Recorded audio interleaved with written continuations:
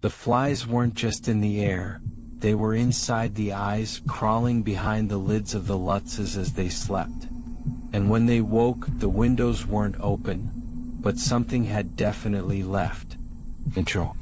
Welcome back to the KNOSIS Tape Podcast, broadcasting from somewhere you probably shouldn't be listening to this. Tonight's transmission is about resonance, not ghosts, not demons, not even trauma. We're talking about the kind of event that gets recorded by a house.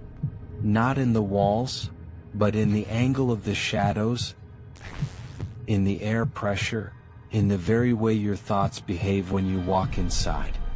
The Lutz family didn't move into a haunted house. They activated something dormant.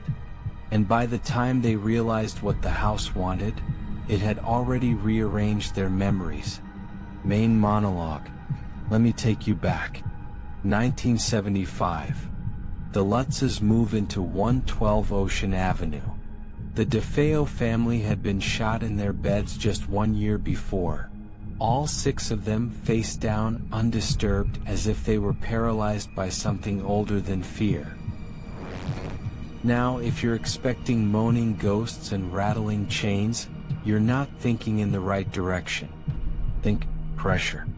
Think rituals of arrangement. Think the house begins to teach you how to think like it. The Lutzes reported smells, sulfur, rot, excrement, but not in the way we experienced them. It was like a memory of rot was inserted into their nostrils. Like the house was rewiring the senses. George Lutz began waking every night at 3:15 a.m., the time the DeFeos were murdered. But here's what they didn't tell you. The clocks weren't showing that time. His body was pulse spike, core temperature drop, pupils dilated. His biology began obeying the timeline of the house. The priest who blessed the home heard a voice say, "Get out." Classic, right?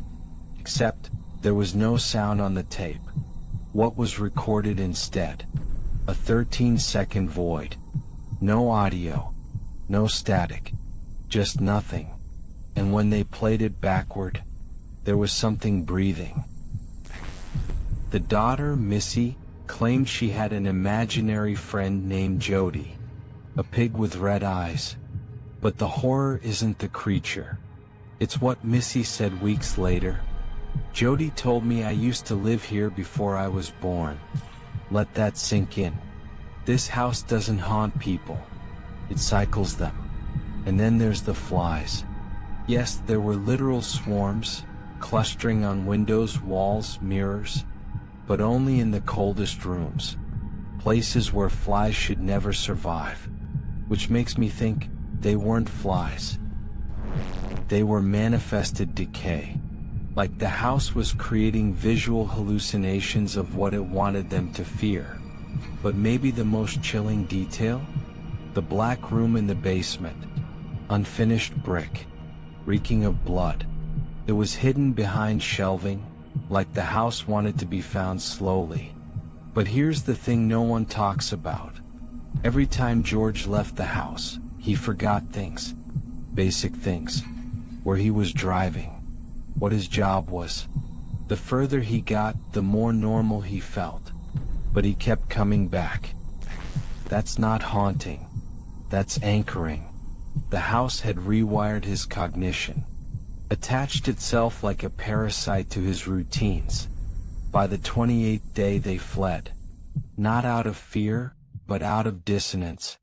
Their thoughts had become non-linear. Their speech slowed. Their inner voice wasn't theirs anymore. Imagine your consciousness being pulled into something architectural. A grid of trauma that doesn't care who lives inside. A kind of resident virus. And what scares me most isn't what happened to the Lutzes. It's that the house is still there. And nothing was burned. Nothing was destroyed.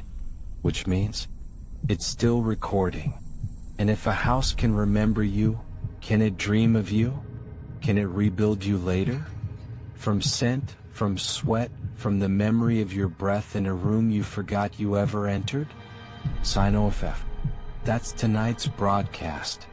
If your walls feel a little closer than usual, sleep loose, sleep light.